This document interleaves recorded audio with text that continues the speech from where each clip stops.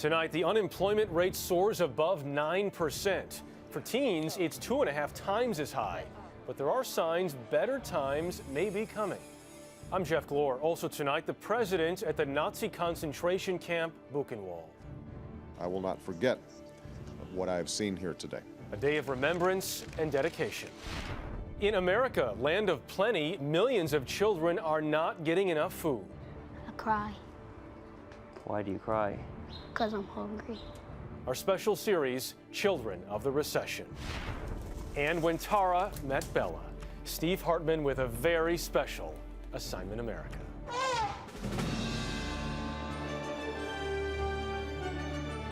This is the CBS Evening News with Katie Couric.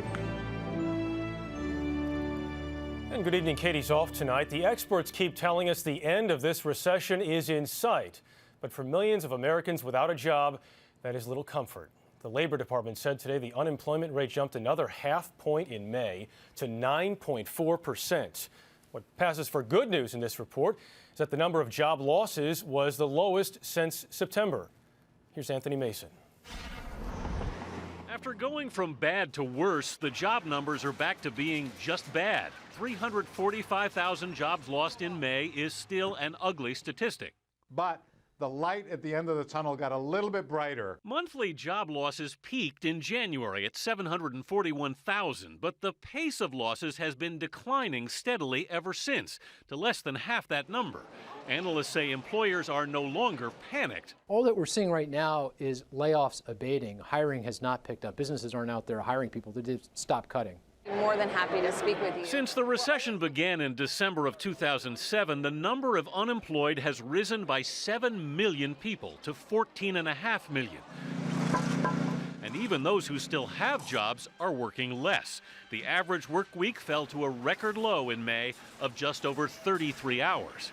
The Shiraz. At Washington Square Liquors in New York, owner Diane Neske says with business down 20%, she's had to hold the line on wages and give employees more time off instead. Unfortunately, we don't have the money to give out any additional pay raises at this point. As the economy showed signs of improving, the stock market has rallied. The Nasdaq is up 10% over the past 3 weeks. The Dow is up 6% to its highest level since January 7th. But the strength of any recovery could depend on the success of the $787 billion stimulus package, which is expected to kick in full force this summer. The stimulus is, in fact, economic kindling, and if it doesn't ignite a fire in the economy, then perhaps we'll need to revisit stimulus early next year.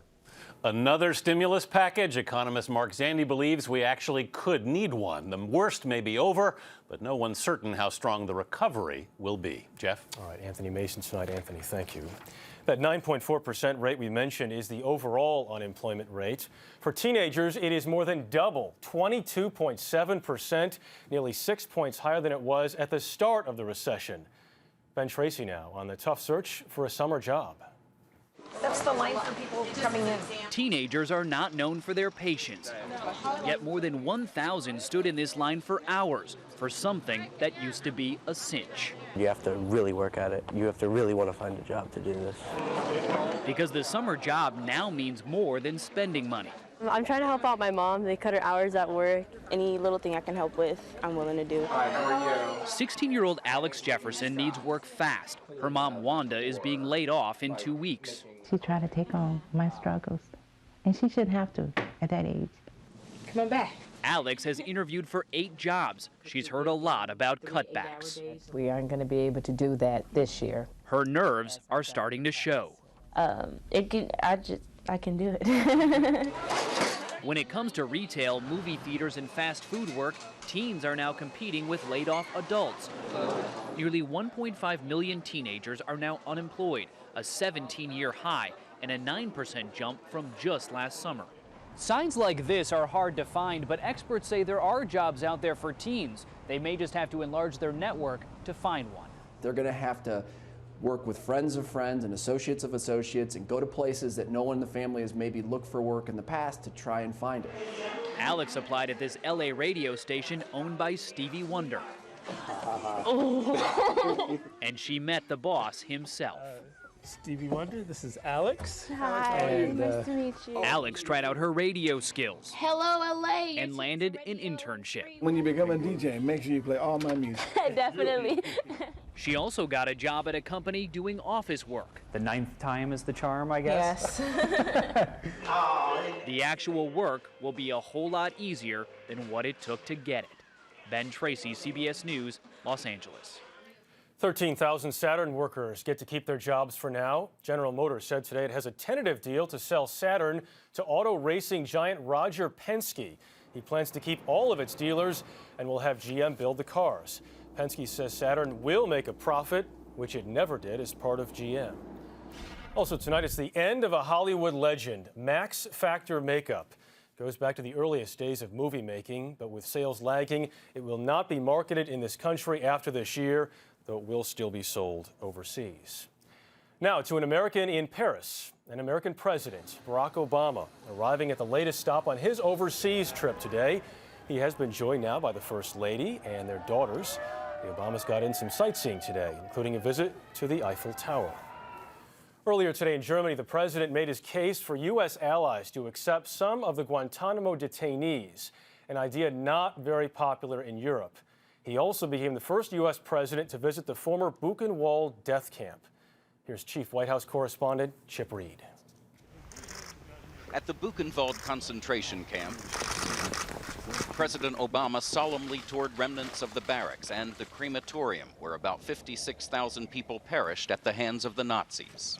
More than half a century later, our grief and our outrage over what happened have not diminished. I will not forget what I have seen here today.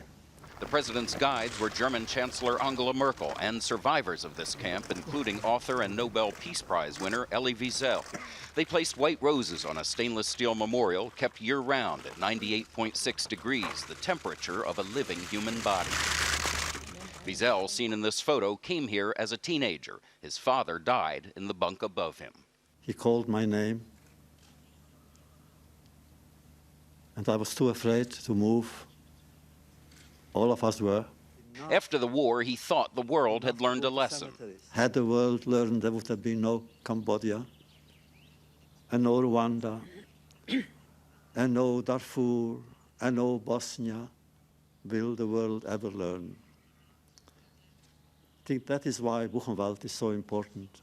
The president also has a personal connection here. I've known about this place since I was a boy, hearing stories about my great-uncle. Great-uncle Charlie Payne, who helped liberate a subcamp of Buchenwald and was later unable to even speak about what he saw. It's understandable that someone who witnessed what had taken place here would be in a state of shock. Famed CBS newsman Edward R. Murrow arrived the day after American troops liberated the camp and filed this historic and scratchy radio report. There surged around me an evil-smelling horde. Men and boys reached out to touch me. Death had already marked many of them, but they were smiling with their eyes. There were 2 rows of bodies stacked up like cordwood. The president's visit here is a counterweight to his speech Thursday in Cairo, in which he reached out to the Muslim world. Today in Germany, the president said both sides need to understand that the moment for acting on Middle East peace is now. I'm confident that if we stick with it, having started early, that we can make some serious progress this year. From Germany, the president came here to France, and tomorrow will continue commemorating the Allied victory in World War II with a visit to the beaches of Normandy and the American cemetery there on the 65th anniversary of the D-Day invasion. Chip Reed, CBS News, Paris. Now from memories of World War II to something that reads like a Cold War spy novel. Federal prosecutors said today a husband and wife have been indicted on charges they spied for Cuba for 3 decades. As Justice correspondent Bob Orr reports, the wife worked at a Washington, D.C. bank, the husband at the U.S. State Department, where he had top-secret security clearance. This was their headquarters in Northwest Washington. From their 6th-floor apartment, the government says, Walter Kendall Myers and his wife Gwendolyn used a shortwave radio and coded messages to communicate with their Cuban handlers. Kendall Myers, a career State Department analyst, went by an alias, Agent 202, perhaps a nod to Washington's area code. His wife was known as Agent 123. and sometimes Agent E-634. They also allegedly handed off secrets in person, using shopping carts at nearby supermarkets to drop sensitive documents. The couple later told an undercover FBI investigator the shopping cart swap was, quote, easy enough to do. The government claims the couple was recruited by Cuban intelligence agents in 1979. And within 6 years, Kendall Myers had earned a top-secret clearance at the U.S. State Department and had access to virtually every piece of sensitive Cuba-related intelligence until he retired in 2007. In just his last year on the job, prosecutors say Kendall Myers viewed more than 200 sensitive or classified intelligence reports. Court documents do not spell out what secrets Kendall Myers passed along, but one Justice Department official said, quote, he saw everything. Kendall Myers told the FBI undercover agent he usually took information home by memory or in notes, saying, quote, I was always pretty careful. Hemos tenido otras bajo techo. But at least once the couple met with Cuba's top agent, meeting face-to-face with Fidel Castro in 1995. It was a highlight, Kendall Myers told the FBI, in a career that also earned him, quote, lots of medals from the Cuban government. According to sources, the couple did not spy for money. Instead, they were political sympathizers for Cuba. Now the FBI is working hard to find out how much damage they may have done. Jeff? All right, Bob Orr in Washington. Bob, thank you. Up next here on the CBS Evening News, the pain of the recession for children not getting enough to eat.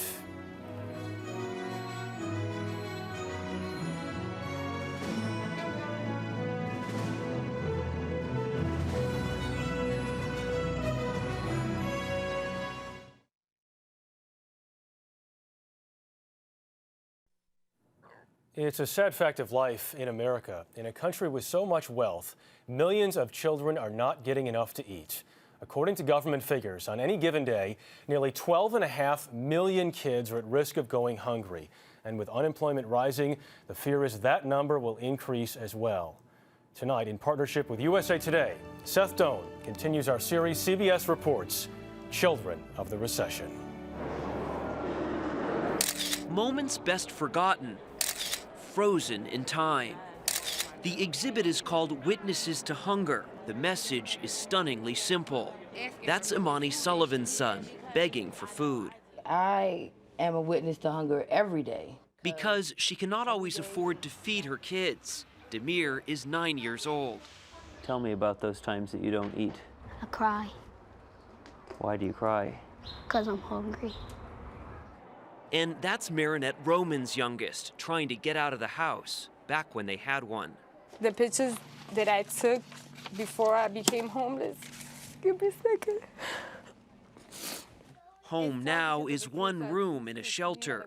At 13, Lewis is losing weight. Is it something that you can tell your friends, that sometimes you're hungry? I just keep it to myself. Why?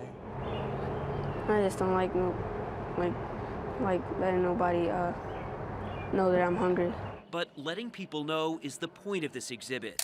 It was Mariana Chilton's idea to give cameras to 42 lower-income Philadelphia mothers. It's a way of saying my child is hungry. I struggled, and this is what my child looks like.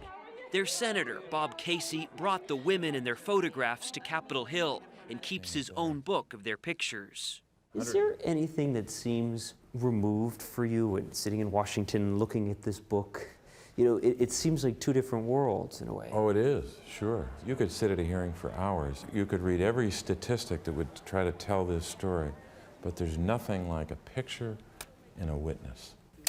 Like a picture of Imani's pay stub. She's a full-time janitor, but often has an empty fridge. She photographed that, too. How is it as a mom to realize that at points you can't really afford to feed your own kids? Wow, that's a good question. It's heartbreaking. That's so horrible. It is for Marinette, too. Besides losing her house last fall, she lost both of her jobs. Already living at the edge, the recession made it worse, much worse. Horrible. Horrible because I always try to do my best. I always did try to do my best, you know, and it hurts that I had to put my kids in this situation. Her son Lewis escapes the only way he can. Sometimes I just go to sleep. Sleep? That helps? How? I don't think about it. You just fall asleep. Mariana Chilton wants Americans to wake up and realize that a lack of nutrition at an early age can stunt both physical and mental growth. When regular American people think about hunger, they're thinking about a kid that's got a swollen belly and flies in his eyes. That's like the point of no return. How bad does hunger have to be before we pay attention to it? The Obama administration has pledged to end childhood hunger in America by 2015 and anticipates needing an additional $7 billion for food stamps next year. Amani says every penny of her paycheck goes to rent and utilities, and the $4.14 she receives in food stamps each month does not feed the family. Come on, Googie. Come on, Googie. Louis Roman wants to do something for his family. Louis is 13 years old, but he says he wants a job. I know. He wishes he could help. He always said he wants to help me. Louis didn't choose this life. It is looking for a way out, just like so many other children of the recession. Seth Doan, CBS News, Philadelphia.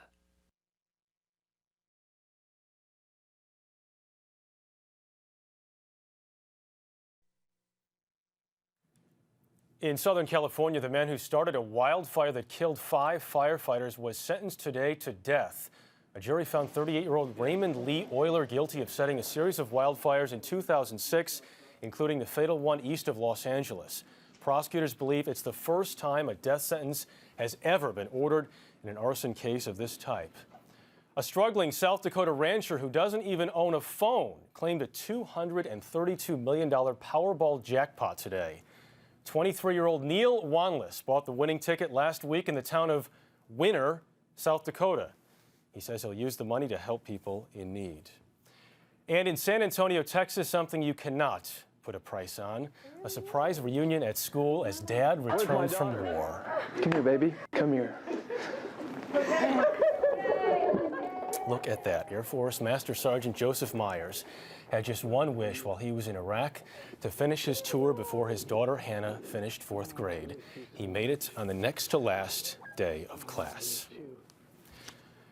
Coming up next year on Assignment America, a story that Disney wanted to tell. Steve Hartman will in just a moment. Assignment America is sponsored by Cheerios. Good for the heart.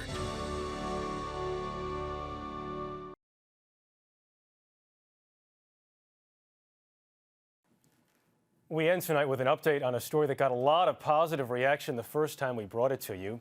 It's about Tara and Bella. They have absolutely nothing in common except their incredible friendship. Here's Steve Hartman with Assignment America. It's the last thing you'd expect to see emerging from the woods of Tennessee. The last 2 things, actually. Which is why I knew the story of Bella and Tara would be big. I just had no idea how big. Tara and Bella, they have agents now? It's all your fault. It is all your fault. Carol Buckley and Scott Blay run the Elephant Sanctuary outside Nashville. When that piece aired, we were just bombarded with offers. Books, movies, any number of things. If you saw the original story, you know how elephants come here from zoos and circuses one by one, but stay here 2 by 2. Every elephant that comes here searches out someone that she then spends all of her time with. Of course, it's always another elephant, Best buds, these two. with the notable exception There's no other elephant around here? of Tara Just these 2? and a stray named Bella.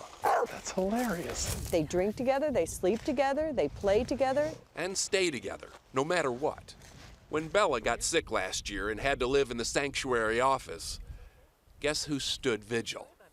For 3 weeks, Tara waited there.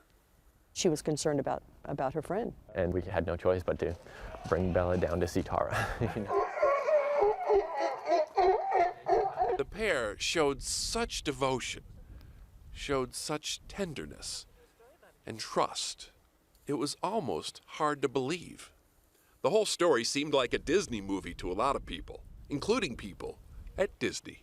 Disney called, they actually pitched the movie, pitched a live-action movie that would star Tara, or another trained elephant.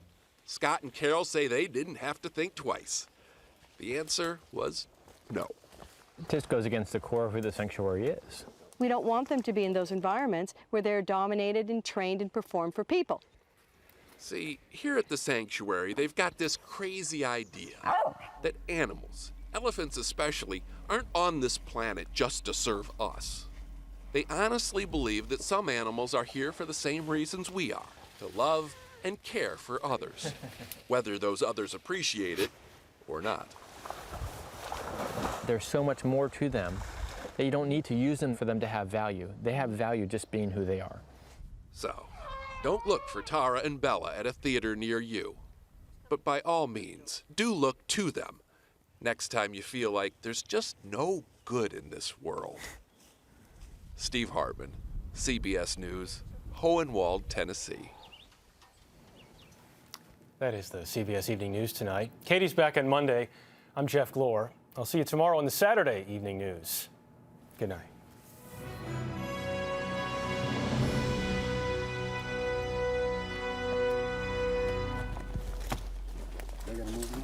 Wait a second.